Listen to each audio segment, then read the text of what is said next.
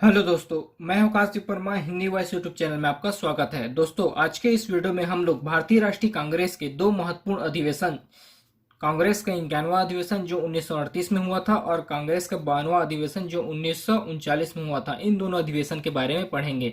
दोनों अधिवेशन की अध्यक्षता सुभाष चंद्र बोस के द्वारा किया गया था। तो चलिए स्टार्ट करते हैं वीडियो। सबसे पहले देखते हैं कांग्रेस का 51वां अधिवेशन।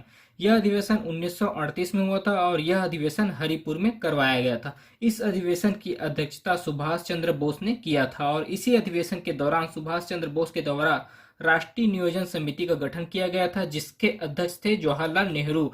और राष्ट्रीय नियोजन समिति में सदस्यों की संख्या थी 15। और इस अधिवेशन की विशेष बात यह थी कि इसमें राष्ट्रीय शिक्षा तथा बुनियादी राष्ट्रीय शिक्षा हेतु अखिल बोर्ड नियुक्त किया गया था। राष्ट्रीय शिक्षा तथा बुनियादी राष्ट्रीय शिक्षा हेतु अखिल बोर्ड का नियुक्ति किया गया था। और भारत की स्वतंत्रता संग्राम में रजवाड़ों को भी शामिल किया गया था। भारत की स्वतंत्रता संग्राम की लड़ाई में रजवाड़ों को भी शामिल किया गया था। कांग्रेस का 51वां अधिवेशन यह 1938 में हुआ था। हरिपुर में यह अधिवेशन कराया गया था। सुभाष चंद्र बोस इसके अध्यक्ष थे। इस अधिवेशन के दौरान राष्ट्रीय नियोजन समिति का गठन किया गया था, जिसके अध्यक्ष जवाहरलाल नेहरू थे और इसमें सदस्यों की संख्या 15 थी। और इस अधिवेशन की विशेष बात यह है कि इसमें राष्ट्रीय शिक्षा तथा बुनियादी शिक्षा हेतु अखिल बोर्ड नियुक्त किया गया था और भारत की स्वतंत्रता संग्राम में रजवाड़ों को भी शामिल किया गया था। उसके बाद देखते हैं कांग्रेस का 52वां अधिवेशन। यह अधिवेशन 1939 में हुआ था। यह अधिवेशन त्रिपुरी में संपन्न हुआ था, जो कि मध्य प्रदेश में है। इस अधिवेशन की अध्यक्षता सुभाष चंद्र बोस ने की थी। इस अधिवेशन की विशेष बात यह है कि इसमें अध्यक्ष पद के लिए पहली बार मतदान हुआ था।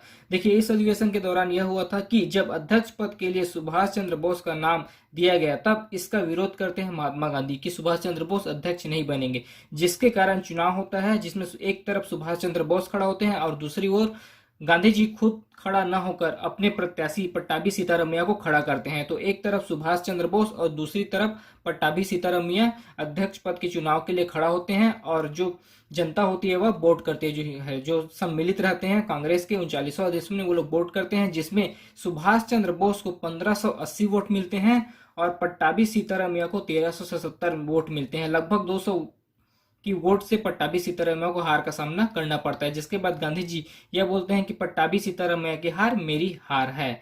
तो सुभाष चंद्र बोस लगभग 200 वोट से इस चुनाव को जीतते हैं और कांग्रेस के 52वां अधिवेशन, जो कि त्रिपुरी में हुआ था, इस अधिवेशन की वह अध्यक्षता करते हैं और कुछ समय बाद वह यहां से भी इस्तीफा दे देते हैं। इसी अधिवेशन के बाद वह अध्यक्ष पद से इस्तीफा दे देते हैं और फॉरवर्ड ब्लॉक की स्थापना करते हैं।